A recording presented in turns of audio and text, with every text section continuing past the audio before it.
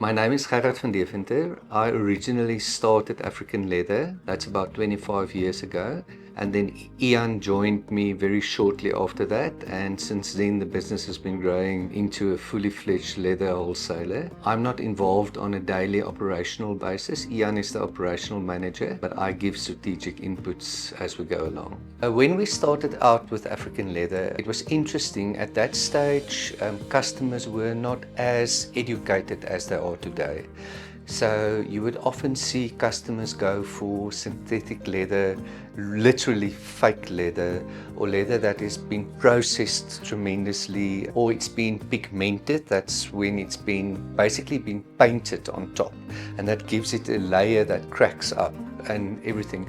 Whereas we started by using the genuine leather, that is the natural, breathable leather that can stretch and that's durable. And from 20 years ago until now, customers have really started to buy into the better quality. Whereas when we started out, it was really, you had to fight against all the fake leather and the poor quality leathers. When I pick up a piece of leather, it just ignites something in me. There's something earthy and wholesome about leather that makes it a wonderful product to work with. And the first time I picked up a leather skin, I knew this is what I want to work with for the rest of my life. So that's where African Leather came in, but also my second business where I started manufacturing furniture with leather.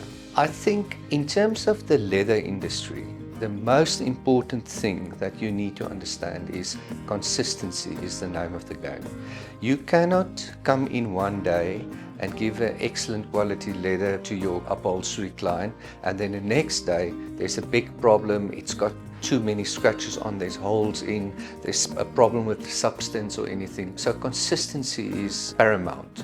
I would say together with consistency of your product is consistency of your service. If you know your customer takes products, let's say on a 3-week rolling basis, you need to prepare for that. You need to make sure you've got the product in stock and communicate with the client and make sure the client gets his products on time. Then there's obviously a lot of common sense things in business like staff management and those kind of things, but I'm not going to go into that in detail. I think the consistency of your product is basically the most important thing. You need to educate your customers on leather and the qualities of leather, and again, it is important that your client understands the difference between fake leather and processed leather and genuine leather. The first thing you always do is give the client a good big skin to feel and touch, and then explain to him all the things about the genuine leather that's important. And then I would say in terms of color and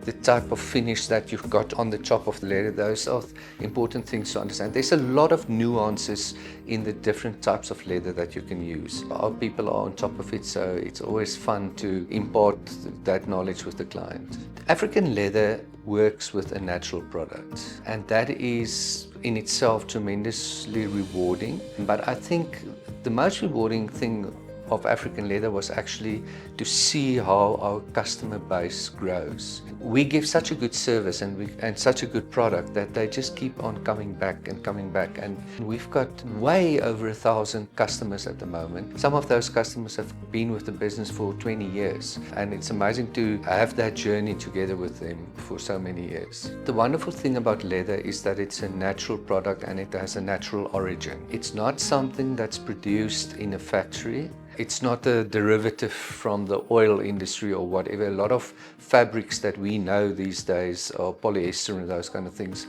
are actually derivatives from the oil industry. We work with this wonderful product that is absolutely natural, comes from nature and has a link with nature, and natural breathability of the leather, the stretch, all those things comes from nature. People often ask us, how ethical is leather and how is it sourced and whatever. And the most important thing people need to understand about leather is that leather is a byproduct from the meat industry.